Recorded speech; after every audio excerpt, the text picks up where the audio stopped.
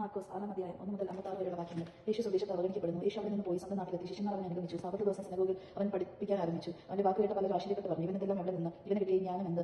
എത്ര വലിയ കാര്യങ്ങളാണ് ഇവന്റെ കരങ്ങൾ വഴി സംഭവിക്കുന്നത്? ഇവൻ മറിയത്തിന്റെ മകനും യാക്കോബ്, യോസ, യൂദാസ്, ശിമയോൻ എന്നിവരുടെ സഹോദരനും മരപ്പണിക്കാരനുമല്ലേ? ഇവന്റെ സഹോദരിമാരിപ്പോൾ നമ്മുടെ കൂടെ ഇല്ലേ? ഇങ്ങനെ പറഞ്ഞവർ അവനെ വിടറി. യേശു അവരോട് പറഞ്ഞു, സ്വദേശത്തും ബന്ധുജനങ്ങൾക്കുമിടയിൽ സ്വഭവനത്തിലും ഇല്ലാത്ത മാറ്റങ്ങളും പ്രവാചകൻ അവൻ അവമതിക്കപ്പെടുന്നില്ല. ഏതാനും രോഗികളുടെ മേൽ കൈകൾ വെച്ച് സുഖപ്പെടുത്തുന്നവനല്ലാതെ മറ്റൊരു അത്ഭുതമൊന്നും ഇവിടെ ചെയ്യാൻ അവന് സാധിച്ചില്ല. അവരുടെ വിശ്വാസ രാഹിത്യത്തെക്കുറിച്ച് അവൻ വിസ്മരിച്ചു. ശിഷ്യന്മാരെ അയക്കുന്നു. അവർ സമൂഹ പ്രദേശങ്ങളിൽ ചുറ്റും സഞ്ചരിച്ച് പഠിപ്പിച്ചുകൊണ്ടിരുന്നു. അവൻ തന്നെ 12 പേരെ അടുത്ത് വെച്ച് 2 പേരെ വീതം അയക്കാൻ തുടങ്ങി. അശുദ്ധാത്മാക്കളുടെ മേൽ അവർക്ക് അധികാരം കൊടുത്തു. അവൻ കൽപ്പിച്ചു, യാത്രയ്ക്ക് വഴിയില്ലാതെ മറ്റൊന്നും അപ്പമോ സഞ്ചിയോ അരപ്പട്ടിയിൽ പണമോ കരുതരുത്. ചെരുപ്പം ധരിക്കാം, 2 ഉടുപ്പുകൾ ധരിക്കരുത്. അവൻ തുടർന്നു, നിങ്ങൾ ഏതെങ്കിലും സ്ഥലത്ത് ഒരു വീട്ടിൽ പ്രവേശിച്ച് അവിടെ വിട്ട് പോകുന്നത് ഒരു ആ വീട്ടിൽ താമസിക്കുകയും എവിടെയെങ്കിലും ജനങ്ങൾ നിങ്ങളെ സ്വീകരിക്കാതിരിക്കുകയോ നിങ്ങളുടെ വാക്കുകൾ ശ്രദ്ധിക്കാതിരിക്കുകയോ ചെയ്താൽ അവിടെ നിന്ന് പുറപ്പെടുമ്പോൾ അവർക്ക് സാക്ഷ്യത്തിനായി നിങ്ങളുടെ കാലിലെ പൊടി തട്ടിക്കളയും.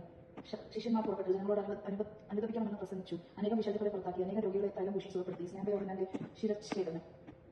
ഹെറോദോസ് രാജാവും കാര്യങ്ങൾ കേട്ടു. യേശുവിന്റെ പേര് പ്രസിദ്ധമായി കഴിഞ്ഞിരുന്നു. ചിലർ പറഞ്ഞു, സ്നാപയോഹന്നാൻ മരിച്ചവരിൽ നിന്ന് ഉയർപ്പിക്കപ്പെട്ടിരിക്കുന്നു. അതുകൊണ്ടാണ് അത്ഭുതകരമായ ഈ ശക്തികൾ ഇവനിൽ പ്രവർത്തിക്കുന്നത്. മറ്റു ചിലർ പറഞ്ഞു, ഇവൻ ഏലിയാണ്. വേറെ ചിലർ പറഞ്ഞു, പ്രവാചകരിൽ ഒരുവനെ പോലെ ഇവനും ഒരു പ്രവാചകനാണ്. എന്നാൽ ഇതെല്ലാം കേട്ടപ്പോൾ ഹെറോദോസ് പ്രസ്താവിച്ചു, ഞാൻ ശിരസ് ഛേദം ചെയ്ത യോഹന്നാൻ ഉയർത്തപ്പെട്ടിരിക്കുന്നു. ഹെറോദോസ് അവളെ യോഹന്നാനെ പിടിപ്പിക്കുകയും കാരാഗൃഹത്തിൽ ബന്ധിക്കുകയും ചെയ്തിരുന്നു. സ്വന്തം സഹോദരനായ ഫിലിപ്പോസിന്റെ ഭാര്യ ഹെറോദയെ നിമിത്തമാണ് അവൻ ഇങ്ങനെ ചെയ്തത്. അവൻ അവളെ വിവാഹം ചെയ്തിരുന്നു. യോഹന്നാൻ ഹെറോദോസിനോട് പറഞ്ഞു, സഹോദരന്റെ ഭാര്യയെ നീ സ്വന്തമാക്കുന്നത് നിശ്ചിതമാണ്. തന്മൂലം ഹെറോദയ്ക്ക് യോഹന്നാനോട് വിരോധം തോന്നി. അവനെ വധിക്കാൻ അവൾ ആഗ്രഹിച്ചു. എന്നാൽ അവൾക്ക് സാധിച്ചില്ല. എന്നാൽ യോഹന്നാൻ നീതിമാനും വിശുദ്ധനുമാണെന്ന് അറിഞ്ഞിരുന്നതുകൊണ്ട് ഹെറോദോസ് അവനെ ഭയപ്പെട്ട് സംരക്ഷണം നൽകി പോന്നു. അവന്റെ വാക്കുകൾ അവനെ അസ്വസ്ഥമാക്കിയിരുന്നെങ്കിലും അവൻ പറയുന്നതെല്ലാം സന്തോഷത്തോടെ കേൾക്കുമായിരുന്നു. ഹെറോദോസ് തന്റെ ജന്മദിനത്തിൽ രാജസേവകന്മാർക്കും സഹസ്രാധിപന്മാർക്കും ഗലീലെ പ്രമാണികൾക്കും വിരുന്ന് നൽകിയപ്പോൾ ഫെറോദയ്ക്ക് അനുകൂലമായ ഒരു അവസരം വന്നു ചേർന്നു. അവളുടെ മകൾ വന്ന് നൃത്തം ചെയ്ത് ഫെറോദോവിനെയും അതിഥികളെയും പ്രീതിപ്പെടുത്തി. രാജാവ് പെൺകുട്ടിയോട് പറഞ്ഞു, നീ ആഗ്രഹിക്കുന്നതെന്ന് ചോദിച്ചുകൊള്ളുക, ഞാനത് നിനക്ക് തരും. അവൻ അവളോട് ശബ്ദം ചെയ്ത് പറഞ്ഞു, നീ എന്ത് തന്നെ ചോദിച്ചാലും എന്റെ രാജ്യത്തിന്റെ പകുതി പോലും ഞാൻ നിനക്ക് തരും. അവൾ പോയി അമ്മയോട് ചോദിച്ചു, ഞാൻ എന്താണ് ആവശ്യപ്പെടേണ്ടത്? അമ്മ പറഞ്ഞു, സ്നാപയോഹന്നാന്റെ ശിരസ്. അവൾ ഉടനെ അകത്ത് വന്ന് രാജാവിനോട് ആവശ്യപ്പെട്ടു. ഇപ്പോൾ തന്നെ സ്നാപയോഹന്നാന്റെ ശിരസ് തലയിൽ വെച്ച് എനിക്ക് തരണമെന്ന് ഞാൻ ആഗ്രഹിക്കുന്നു. രാജാവ് അധികം ദുഃഖിതനായി. തന്റെ ശബ്ദത്തെ പ്രതിയും അതിഥികളെ വിചാരിച്ചു അവരുടെ ആഗ്രഹം നിരസിക്കാൻ അവന് തോന്നില്ല.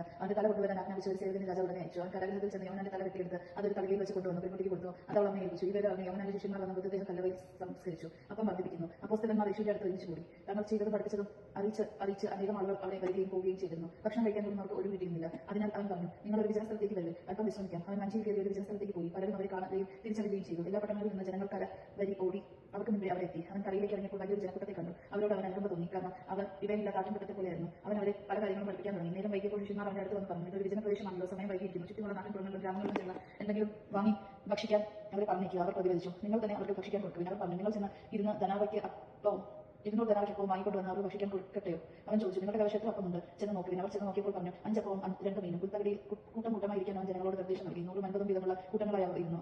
അവൻ 5 അപ്പവും 2 മീനും എടുത്ത് സ്വർഗ്ഗത്തിലേക്ക് നോക്കി കൃതജ്ഞത സ്തോത്രം ചെയ്ത് അപ്പം മുറിച്ചതിന് ശേഷം ജനങ്ങൾക്ക് വിളമ്പാൻ ശിഷ്യന്മാരെ ഏൽപ്പിച്ചു. ആ 2 മീനും അവർ എല്ലാവർക്കുമായി വിഭജിച്ചു.